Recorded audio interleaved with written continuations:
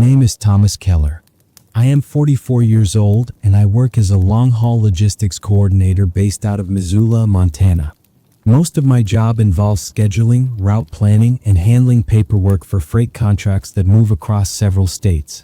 It's mostly office work now, but a few times a year I still take driving assignments myself. Usually it's when a delivery is behind schedule or when a client prefers a familiar driver who knows the route well. This happened in September of 2019 during a routine overnight delivery through central Idaho. At the time, I was hauling a single refrigerated trailer from Spokane, Washington down toward Twin Falls. It was a route I'd driven many times over the years. Same highways, same fuel stops, same long stretches where there's very little around except trees, hills, and road. Nothing about the assignment stood out. It was standard freight, temperature controlled, no special handling instructions. I left Spokane just after sunset. The weather was clear and calm. No rain, no wind. Once I crossed into Idaho, the radio signal started fading in and out, which was normal for that area. I wasn't listening closely anyway. Most of the time, I drive with the radio low or off.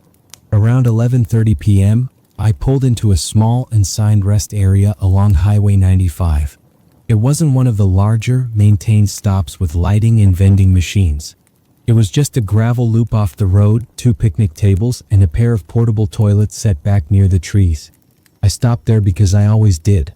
It was quiet, predictable, and usually empty. I had used that same rest area dozens of times over the years. It was a good place to take a short break and get some sleep without interruptions. That night, there was one other vehicle parked near the tree line. It was an older white pickup truck. I couldn't see the make clearly in the dark, but it looked like something from the early 2000s. The engine was off. No headlights. No interior lights. It was parked facing the trees, not the road. I didn't think much of it. That area gets hunters, especially in the fall. People park overnight all the time and sleep in their trucks. It wasn't unusual. I parked my rig on the opposite side of the loop, locked the cab, closed the curtains, and went to sleep. I woke up a few hours later, maybe just after 3 a.m. What woke me wasn't a sound. It was the feeling that the truck had shifted slightly. Not a hard jolt. Just a subtle change in balance, like when a strong gust of wind pushes against the trailer or when a heavy vehicle passes too close. I sat still for a moment and checked my mirrors. Everything looked normal. The trailer was steady. No lights nearby. The pickup truck was still there in the same spot near the trees. I didn't see anyone around it. No doors open. No movement. I assumed it had just been wind or maybe the suspension settling. That happens sometimes when you're parked on gravel. I finished my break, logged the stop, and pulled back onto the highway. About 10 miles south, I noticed headlights behind me. They came up gradually and settled in behind my trailer. Same spacing, same height as before. Based on the position and brightness, it looked like the same pickup. Emerged behind me and stayed there. No attempt to pass. No change in speed. That kind of thing isn't unusual. Some drivers prefer to sit behind a semi at night because it gives them a steady pace and clear lane positioning. I didn't react at first. What started to bother me was how long it stayed there. I drove for over an hour and the pickup never changed position. Same distance. Same alignment. It didn't drift back or pull closer. It didn't signal. It didn't pass even on open stretches where the road was clear. I changed lanes when the highway widened briefly. The pickup followed and stayed directly behind me. I slowed down slightly to see if it would pass. It slowed down too. Eventually, I pulled into a turnout on the side of the road. I signaled early and eased off the highway. The pickup pulled in behind me and stopped as well, about 30 yards back. No one got out. I waited for about a minute, watching my mirrors. The pickup stayed still. No doors opened. No lights came on. After a short pause, I pulled back onto the highway. The pickup followed me back onto the road and resumed the same position behind my trailer. This continued until just before Riggins, where I had a scheduled fuel stop. I pulled into the station, parked near the diesel pumps, and shut down the engine. The pickup parked across the lot, near the edge of the lights. It didn't pull up to a pump. It just sat there. I went inside the station, used the restroom, and bought a coffee. I took my time. I was inside for close to 15 minutes. When I came back out, the pickup was gone. I fueled up, checked my tires, and continued south. For the rest of that drive, I kept checking my mirrors. Nothing followed me again. The rest of the run was uneventful. I delivered the load on time and didn't think much about it for the next few days. Long-haul work involves a lot of brief encounters that don't mean anything. Most of them don't stick. A week later, I was assigned the same route again. Same departure time. Same load type. Same overnight schedule. When I reached that rest area along Highway 95, around the same time of night, I saw the pickup again. Same older white truck. Same position near the tree line. Engine off. No lights. Same angle. Same lack of activity. This time I didn't stop. I drove past the rest area without slowing down. About 10 minutes later, headlights appeared behind me. They merged into my lane and settled into the same distance behind my trailer. The rest of that drive played out almost exactly the same way as the previous week. The pickup stayed behind me for a long stretch, never passing, never changing position. When I took my fuel stop, it didn't follow me into the station. I didn't see it again after that. I finished the run without any problems. After that second trip, I stopped using that rest area entirely. Not because I felt panicked or threatened. More because it disrupted my routine in a way I couldn't explain. I prefer predictable stops. That place was no longer predictable. Later on, out of curiosity, I checked incident reports for that stretch of highway. There were no logged complaints. No reports of suspicious vehicles. No mention of a white pickup matching that description. To this day, I don't know if it was coincidence, habit, or something else entirely. I just know that on 2 separate nights, someone followed me for long stretches without ever making contact, without getting closer, and without falling back. They stayed exactly as close as they needed to, and no closer. My name is Eric Holloway. I am 51 years old and I live outside of Franklin, Pennsylvania. I've worked as a municipal water systems inspector for a little over 20 years. My job is straightforward. I inspect infrastructure that most people never think about unless something goes wrong. Pump stations, reservoirs, monitoring wells, access gates, and control panels. It's quiet work, mostly done alone, and it follows a set routine. A large part of my job involves traveling to remote sites. Many of them are miles away from the nearest town, reached by narrow access roads that don't show up clearly on standard maps. These places are usually quiet, empty, and unchanged from month to month. That consistency is important. Any deviation, even a small one, stands out. In the summer of 2015, I was assigned a temporary monitoring schedule for a decommissioned reservoir site near the Allegheny National Forest. The reservoir itself had been taken out of service years earlier, but the county still owned the land and the structures. Regulations required periodic checks to make sure nothing had been damaged, accessed, or tampered with. The site was remote.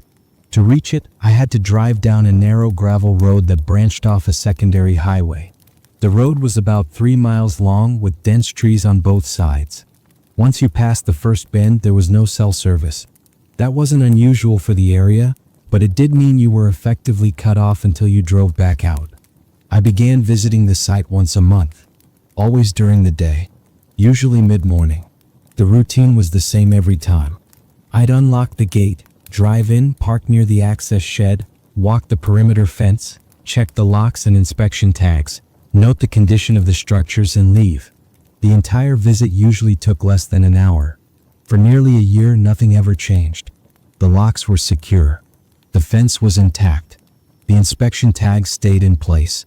There were no signs of vehicles, no footprints, no trash, and no indication that anyone else had been there. That changed in July. When I arrived that month, I noticed tire tracks near the gate. They weren't deep or wide enough to be from heavy equipment. They looked like tracks from a standard passenger vehicle. A pickup or SUV most likely. The gate itself was still locked. There was no damage to the lock, the hinges, or the fence. Whoever had been there hadn't forced their way in. I noted the tracks in my report and moved on. At the time, I assumed someone had turned around at the gate or pulled off the road briefly. It wasn't ideal, but it wasn't alarming. In August, the tracks were there again. This time, they were closer to the reservoir fence, further inside the access area. I walked the site more carefully than usual. I looked for footprints, trash, cigarette butts, or signs of camping. I didn't find anything. What stood out to me was how fresh the tracks always were. The soil in that area drains quickly. After a good rain, tracks don't last more than a day or two. These tracks looked recent every time I saw them, even when it had rained earlier in the week. In September, I arrived to find the gate unlocked. It wasn't broken or damaged. The lock was intact.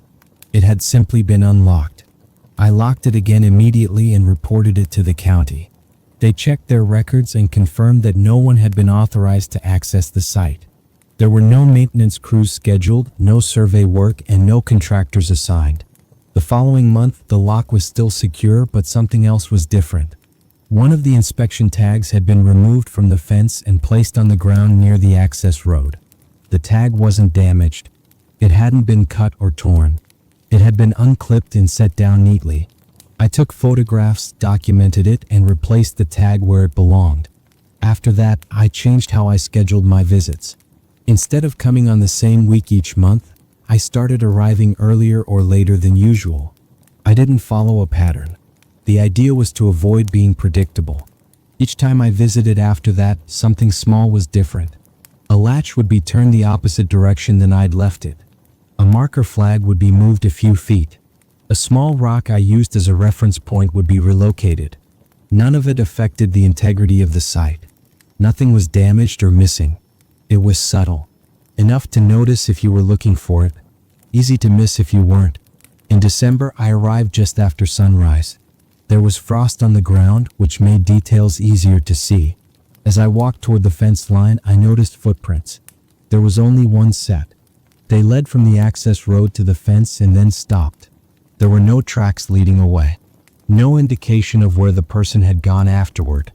I searched the surrounding area. I didn't find a vehicle. I didn't see anyone nearby. There was no sound of movement in the trees. I documented the footprints and reported them. After that visit, the county decided to suspend regular checks on the site. They reassigned me to other locations and placed the reservoir area on a different monitoring status. I never went back. To this day, I don't know if someone was watching the inspection schedule or if they were just wandering through the area occasionally. Whoever it was never took anything. They never broke anything. They never attempted to access the reservoir itself. They only changed small details, just enough to indicate that someone else had been there. And that was what stayed with me. My name is David Morales. I am 39 years old, and I work as a regional maintenance supervisor for a chain of rural campgrounds across northern Arizona. My role usually involves traveling between sites, handling inspections, coordinating repairs, and making sure each location meets basic safety and operational standards. Most of the time, I'm not stationed in one place for very long. In early 2020, due to staffing shortages, I was temporarily assigned to handle on-site responsibilities at a campground near the Kaibab Plateau. It was a high-elevation location, surrounded by dense forest and used mostly by seasonal campers, hunters, and hikers. The campground stayed open year-round, but traffic dropped significantly outside of peak season. As part of the assignment, I lived in a small service cabin about half a mile from the main campground loop. The cabin was basic. One bedroom, a small kitchen, and a radio for emergencies. There was limited cell service depending on weather and time of day. Most nights were quiet. Wind moving through the trees. Occasional sounds from wildlife passing through. Nothing that stood out. The campground itself was spread out, with sites separated by trees and uneven terrain, which made it feel even quieter after dark.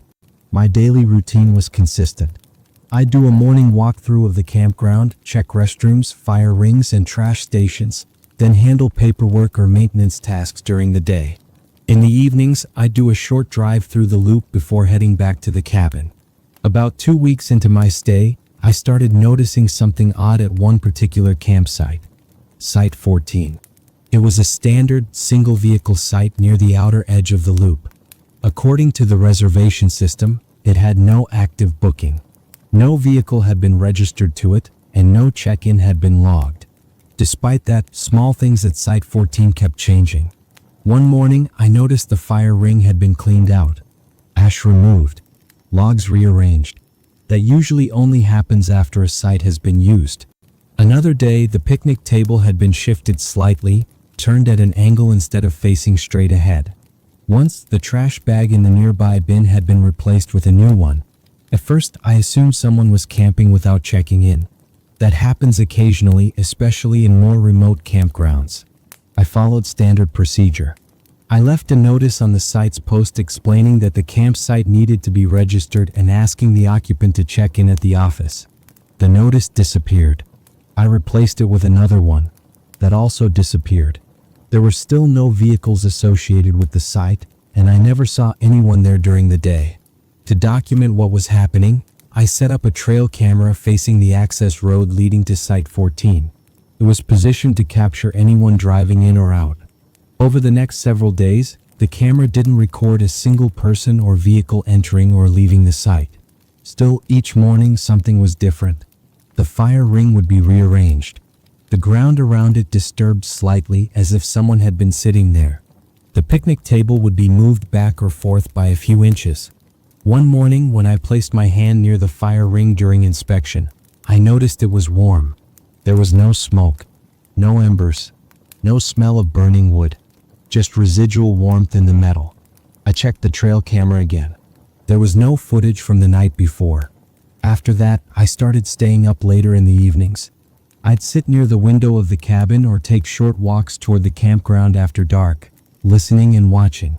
One night, just before midnight, I noticed a flashlight beam moving slowly between the trees near Site 14. The light wasn't erratic.